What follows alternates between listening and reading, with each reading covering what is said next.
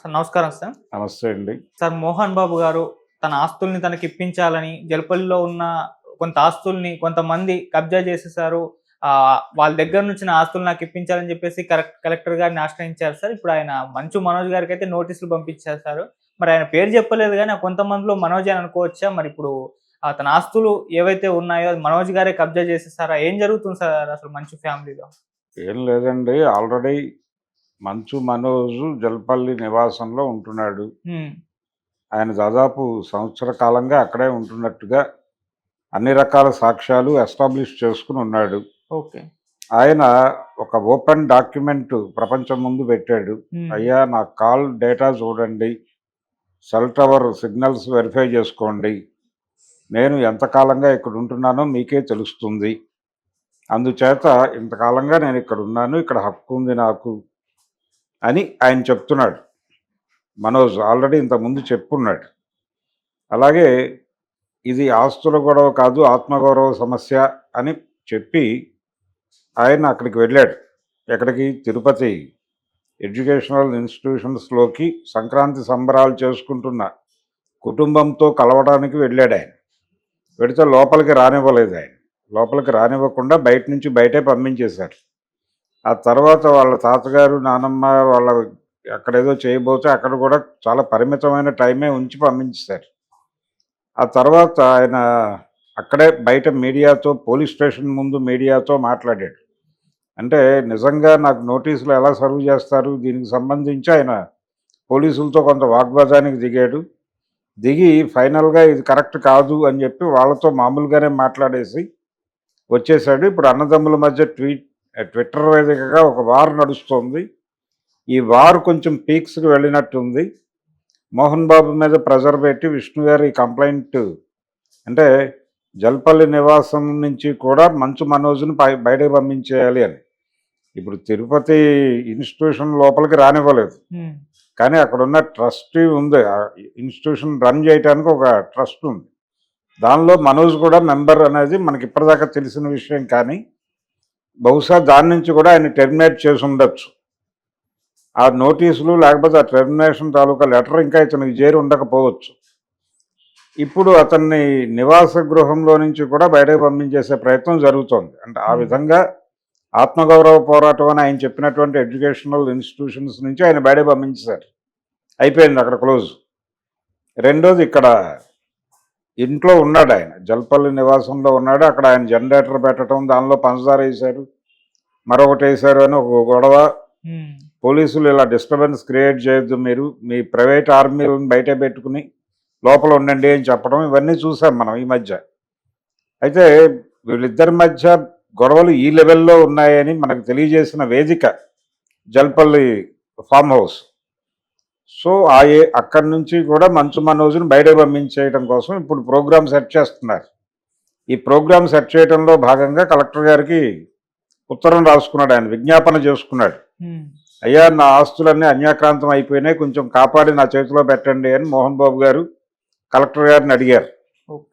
Collector గారు ఇప్పుడు అక్కడ ఉన్నటువంటి అంటే మోహన్ బాబు గారి ప్రాపర్టీ ఏదో ముందు వెరిఫై చేసి అది వారి ప్రాపర్టీ అని నిర్ధారించి ఆ లోపల ఉన్నటువంటి అన్వాంటెడ్ పీపుల్ ఎవరు అనేది వెరిఫై చేసి వాళ్ళని బయటకు పంపించాలి. మనోజ్ని నువ్వు బయటకు వెళ్ళిపోమంటే ఆయన స్పష్టంగా నేను కొడుకును కదా అని చెప్పి ఆయనకు ఉన్నటువంటి ఇవేవో క్రెడెన్షియల్స్ ఏవో చూపిస్తాడు. అక్కడ చూపించినప్పుడు వాటిని యాక్సెప్ట్ చేస్తున్నాను అని చెప్తే ఒక గొడవ, చెయ్యను అంటే ఒక గొడవ జరుగుతుంది.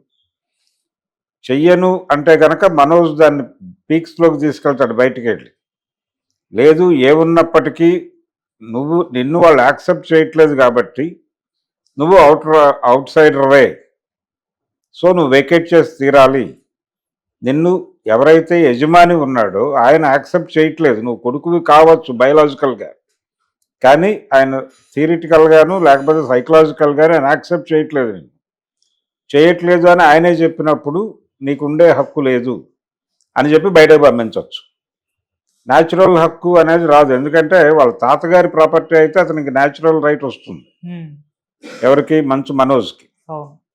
అది వాళ్ళ తాతగారి ఆస్తి కాదు. ఆ విషయం మోహన్ బాబు గారు ఇంతకు ముందే స్పష్టంగా చెప్పాడు. ఈ ఆస్తి ఎవరికి ఇవ్వాలి అనేది నా డెసిషను. నేను ఎవరికైనా ఇచ్చుకుంటాను, రోడ్డు మీద పోయే వాళ్ళకు కూడా రాసి ఇచ్చేస్తాను, నన్ను అడిగే హక్కు ఎవరికీ లేదు అని ఇంతకుముందు మాట్లాడాడు ఆయన. సో అదే ఆర్గ్యుమెంట్తో ఇప్పుడు ఈ లెటర్ రాశాడు. నా ఆస్తులు అన్యాక్రాంతం అయినాయి అంటే కొడుకు బయలాజికల్గా కావచ్చు, ఇప్పుడు సైకలాజికల్గా అతను నాతో కనెక్ట్ అయ్యి లేడు నా కొడుకు. సో వాడిని డిటాచ్ చేస్తున్నాను నేను సైకలాజికల్గా వాడితో డిటాచ్ అయిపోయాను, అన్ని విధాలుగా డిటాచ్ అవ్వాలనుకుంటున్నాను. అక్కడి నుంచి కూడా డిటాచ్ చేస్తాను, ఎడ్యుకేషనల్ ఇన్స్టిట్యూషన్స్ నుంచి డిటాచ్ అయిపోయాడు వాడు అని ట్రస్టీలో కూడా తీసేసి ఉండొచ్చు. తీసేసిన తర్వాతే ఈ నిర్ణయాలన్నీ తీసుకుంటున్నారు. తీసుకుని ఆ ట్విట్టర్ వార్లో కూడా చాలా క్లియర్గానే మేము ఇతన్ని బయటకు త్రో చేయదలుచుకున్నాము, అతని గొడవలు మనం మాట్లాడొద్దు అనే అభిప్రాయం వ్యక్తం చేస్తున్నాడు అతను విష్ణు. అలాగే మోహన్ బాబు గారు ఈ నిర్ణయం తీసుకోవడం వెనకాల విష్ణు ప్రెజర్ ఉంది అనేది ఇప్పుడు బయట వినిపిస్తున్నటువంటి మాట. విష్ణువే కావాలని ఆర్గనైజ్ చేస్తున్నాడు ఇదంతా. విష్ణు గేమ్లో మోహన్ బాబు పావుగా మారిపోయి అలా ట్రావెల్ అయిపోతున్నాడు ఆయన అనేది మనోజ్ మొదటి నుంచి చెప్తున్నాడు. మరీ అలా ఉంటారా ఆయన అంటే వన్ సైడ్ వెళ్ళిపోతాడా అలాగా తండ్రి కదా అన్న పద్ధతిలో ఒక ఆర్గ్యుమెంట్ జరుగుతోంది. అంటే ఇతని వైపు నుంచి జరుగుతున్నటువంటి లోపాలు వాళ్ళు చెప్తున్న లోపాలు తప్ప ఫిజికల్గా లోపాలేం కనబట్టలేదు మనోజ్ వైపు నుంచి. ఇప్పుడు ఆ ఇంట్లోంచి బయట పంపించేస్తే ఎక్కడికి వెళ్తాడు అతను అనేది ఒక ప్రశ్న. ఎక్కడికి వెళ్తాడు అంటే ఫిలిం నగర్ ఇల్లేమో ఆయన ఆవిడకి ఇచ్చాడు, కూతురికి. ఇంతకుముందు ఆయన మొన్నటిదాకా ఉన్నటువంటి ఫిలిం నగర్ ఇల్లు మంచు లక్ష్మి గారికి ఇచ్చారు, ఆవిడ లేదు ఇప్పుడు అక్కడ. ఆవిడ వేరే ఎక్కడో బాంబేలోనూ అక్కడ ఉంటున్నారు ప్రస్తుతం. ఇల్లు అయితే ఆవిడ కంట్రోల్లో ఉంది. మరి అక్కడికి ఎలవ్ చేస్తుందా, వాళ్ళిద్దరూ ఒక లైన్లో ఉన్నారు అనేది వినిపిస్తున్న మాట. అక్కడికి వెళతాడా లేకపోతే ఆయనకు ఆల్రెడీ ఫిలిం నగర్లో ఇంతకుముందు ఒక ఆఫీస్ నిర్వహించిన ఇది ఉంది, అక్కడికి వెళతాడా విత్ ఫ్యామిలీ అనేది ఒకటి చూడాలి. అక్కడికి వెళితే కనుక టోటల్గా బయటికి వెళ్ళిపోయినట్టు అవుతుంది. ఇప్పుడు ఆ ఇంట్లోంచి బయటికి రావటం అనేదాన్ని యాక్సెప్ట్ చేస్తాడా, యుద్ధం చేస్తాడా అనేది చూడాలి. అంటే మోహన్ బాబుతో ఒక ఓపెన్ స్టేట్మెంట్ ఇప్పించే ప్రయత్నం చేస్తారు. అతను నా అభిప్రాయాలకి అనుగుణంగా వ్యవహరించలేదు ఏ రోజు, అందుకని నేను అతన్ని నా కొడుకుగా గుర్తించడం మానేస్తున్నాను, కాబట్టి నా నుంచి వచ్చేవి ఏవి అతనికి దక్కవు, అతనికి నాకు ఏ సంబంధము లేదు అని ఆయన ఒక డిక్లరేషన్ ఇస్తే కొంతవరకు క్లారిటీ వస్తుంది ప్రపంచానికి. పర్లేదు వీళ్ళు ఒక స్టాండ్ మీద ఉన్నారు అని. అలా కాకుండా ఇలా ఉండటం వల్ల ఏం జరుగుతుందంటే రోజువారీ గొడవలు పడుతూ ఉంటారు. ఆయనేమో మైకుల ముందుకు వచ్చి మాట్లాడుతూ ఉంటాడు, వీళ్ళేమో తలుపులు వేసుకుంటారు, లోపలికి ఎంట్రీ కానివ్వరు. ఎప్పుడైతే ఎడ్యుకేషనల్ ఇన్స్టిట్యూషన్ దగ్గర రాకుండా నోటీసులు సర్వ్ చేశారో ఆ క్షణమే ప్రపంచానికి తెలుసు జల్పల్లి నుంచి బయటకు పంపించేస్తారు. అదే జరిగింది ఫైనల్గా. బయటకు వచ్చేసాడు. ఇప్పుడు ఆయనకి రైట్ లేదు, యాక్చువల్గా మంచు మనోజ్కి రైట్ లేదు. అసలు కోర్టుకు వెళ్ళినా గెలిచే పరిస్థితి తక్కువే.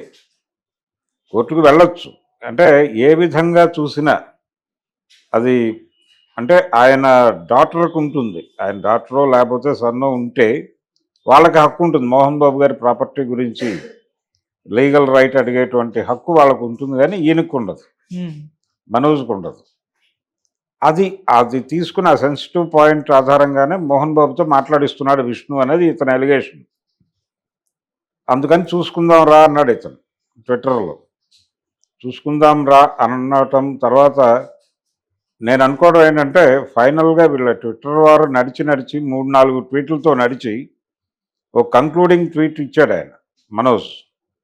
అదేమిటి, నా భార్య చెప్పింది కాబట్టి ఆగాను, లేకపోతే నీ తల తెగి నీ ఒళ్ళో ఉండేది అనే ఒక డైలాగ్ పెట్టాడు. అది కొంచెం ఎక్కువ హర్ట్ చేసి ఉంటుంది. ఇక మనం దీన్ని సమ్మప్ చేయాలి అనే ఒక నిర్ణయానికి రావడానికి అది కొంత దోహదపడి ఉంటుంది. ఆ దోహదపడటంతో ఇప్పుడు నిర్ణయం తీసుకుని క్లోజ్ చేశాడు, ఇక్కడ తలుపులు మూసాడు. ఇప్పుడు రేపు కలెక్టర్ గారు వెళ్ళాలి, అక్కడికి వెళ్ళి విజిట్ చేసి అయ్యా ఇందులో అన్వాంటెడ్ ఎవరుంటున్నారు, ప్రతి ఒక్కళ్ళు మీ క్రెడెన్షియల్స్ చూపించండి అని అడుగుతాడు. చూపిస్తారు. ఇది మ్యాచ్ అవుతున్నప్పటికీ ఇతను ఉన్నాడు, ఇతన్ని ఎలా హ్యాండిల్ చేయాలని తిరిగి మోహన్ బాబునే అడుగుతాడు ఆయన. అబ్బాయి అతను నాకు బయలాజికల్గా కొడుకే కానీ ఇతరత్రా అతనికి నాకు ఏ సంబంధం లేదు, నేను ఆ రిలేషన్ని రద్దు చేసుకుంటున్నాను సైకలాజికల్గా అని చెప్తే ఆయన అభిప్రాయం మేరకు ఈ నిర్ణయం తీసుకుని మనుషుల్ని పెట్టి అంటే పోలీస్ డిపార్ట్మెంట్ ఉపయోగించి లీగల్గానే అతన్ని బయటకు తోసేస్తారు. అది జరిగిన తర్వాత రియాక్షన్స్ ఎలా ఉంటాయి, వాళ్ళ మధ్య వ్యవహారాలు ఎలా ఉంటాయి అనేది అప్పుడు చూద్దాం. ఓకే. అంటే ఒకటి వాళ్ళ ఇంటి గొడవే, ప్రపంచం మాట్లాడుకోని అక్కర్లేదు, ఇది వాస్తవమే. వాళ్ళ ఆర్గ్యుమెంట్తో ఎవరు నేను కూడా విభజించటం లేదు, కానీ వాళ్ళు ట్విట్టర్కి ఎక్కి వాళ్ళ ఇంటి గొడవని రోడ్డు మీద పెట్టుకుంది వాళ్ళే. వాళ్ళ ఇంటి ముందు మీడియా ఉండగా మీడియా సమక్షంలో ఇష్టం వచ్చినట్టు బిహేవ్ చేసింది వాళ్ళే. మైక్ తీసుకుని ఒక రిపోర్టర్ మీద దాడి చేసింది వాళ్ళే. అంటే వాళ్ళు చేసేది ఏది చేసినా కానీ అది సబబు అనేటువంటి ధోరణిలో వ్యవహరిస్తున్నారు ఇద్దరు. మోహన్ బాబు గారు అలాగే వ్యవహరిస్తున్నాడు, మంచు విష్ణు కూడా అలాగే ఉన్నాడు. ఇప్పుడు మనోజ్ ఏ స్టాండ్ తీసుకుంటాడు అనేది క్రిటికల్. ఆయన ఆల్రెడీ మొన్న లోకేష్ని కలిశాడు, లోకేష్తో ఈ విషయాలు ఏమీ మాట్లాడలేదు అని చెప్పాడు ఆయన మీడియా ముందుకు వచ్చి. కానీ ఏదో మేరకు నడిచి ఉంటుంది. లోకేష్తో ఈ విషయాలు మాట్లాడాను అంటే ఇటు నుంచి వచ్చేటువంటి ఇది వేరేగా ఉండొచ్చు. ఇలా పరిపరి విధాల వ్యవహారాలు ఉన్నాయి. ఒకవైపు మోహన్ బాబు గారు కూడా చంద్రబాబుని ప్రసన్నం చేసుకోవడానికి ఆయన వంతు కృషి ఆయన చేస్తున్నాడు. మంచు విష్ణు గారు కూడా లోకేష్ని చంద్రబాబుని ప్రసన్నం చేసుకోవడానికి ఆయన ప్రయత్నం ఆయన చేస్తున్నాడు, ఈయన ప్రయత్నం ఈయన చేస్తున్నాడు. ఇప్పుడు ఆ మోహన్ బాబు స్కూల్ దగ్గరలో ఉన్నటువంటి వేరే భూములేవో ప్రభుత్వం ఆధీనంలో తీసుకొని ఇంకేదో పనికి వాడాలని చంద్రబాబు నాయుడు గారు మాట్లాడుతున్నాడు మొన్న తిరుపతి వెళ్ళినప్పుడు. అందులో భాగంగానే ఈ వ్యవహారాలు కూడా ఆయన దృష్టికి వెళ్ళి ఉంటాయి. ఆయన ఎలా రియాక్ట్ అవుతాడో చూడాలి. పైగా ఆయన బంధువే వీళ్ళకి. అందుకని ఇది ముదిరి పాకాన పడింది. ఇప్పుడు ఈ పాకాన పడ్డ విషయం ఎలా క్లారిటీ వస్తుంది, ఏం కంక్లూడ్ అవుతుంది, ఎలా కంక్లూడ్ అవుతుంది అనేది ఇంట్రెస్టింగ్గా మారింది. ఇది కంక్లూడ్ చేయక తప్పని పరిస్థితి. ఓకే. అంటే పెదరాయుడు హోల్డ్ కోల్పోయాడు అనేది ఇప్పుడు మాట. పెదరాయుడు హోల్డ్ కోల్పోయినటువంటి పెదరాయుడిని పెద్ద కొడుకు ఆడిస్తున్నాడు, చిన్న కొడుకుకి అన్యాయం చేస్తున్న పెదరాయుడు. ఇది story. Okay sir, thank you so much sir. Thank you.